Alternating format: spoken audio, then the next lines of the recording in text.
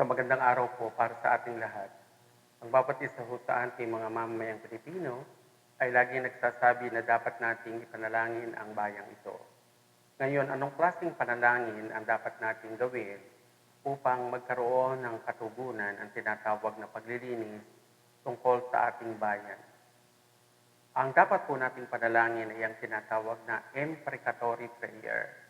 Ito po ay isang panalangin na humihiling sa Diyos na ang Diyos po ay magdala ng hustisya, magdala ng paghatol, magdala ng kaparusahan laban sa kasamaan, pang-aapi o sa mga taong gumagawa ng matinding mga kasalanan. Hindi po ito yung simpleng paghihiganti sa isang tao, hindi ho ito personal. Ito ho ay paglalagak ng paghuhukom sa kamay ng Diyos, lalo na po sa panahon ng isang bayan ay nagkakaroon po ng tinatawag na malawakang suliranin.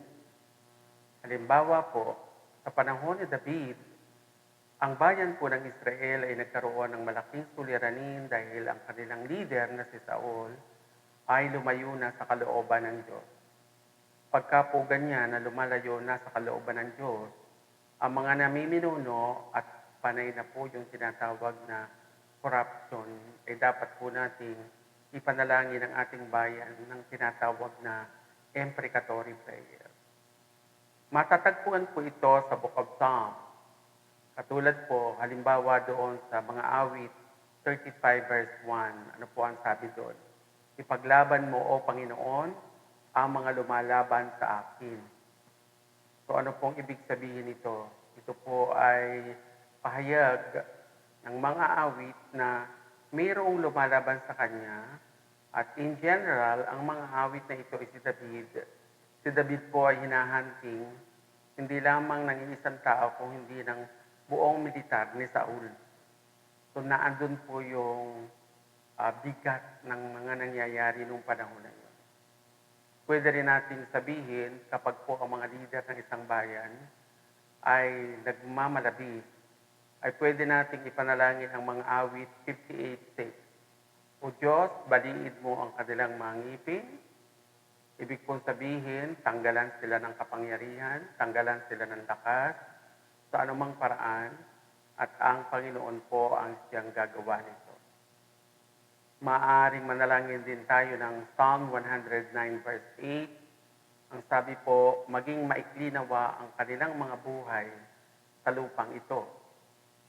So ang mga talatang ito po ay panawagan sa Diyos na pairalin ang kanyang katarungan laban sa masasama. Ang imprecatory prayer po ay humihingi ng hustisya sa Diyos. Ito po ay paglalabas ng ating mga hinanakit sa Panginoon.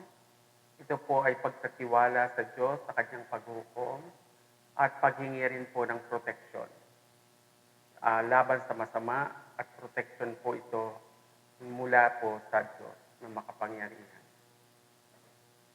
Sa pagpapatuloy ng ating mga imprecatory prayer, ay pwede natin sabihin kung ang mga nanunungkulan ay nagmamalapit, ay pwede nating gawing panalangin ng Psalm 109 verse 8. Maging maikli nawa ang kanyang mga araw, at kunin ng iba ang kanyang katungkulan.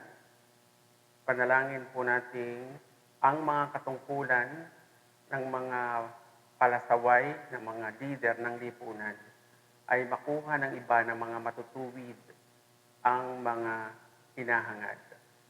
Sa mga awit 109:29, na po ang sabi, mapahiya nawa ang aking mga kaaway. So ito po ay mga tinatawag na imprecatory prayer na dapat natin gawin upang maging malinis ang bayang ito. Salamat po.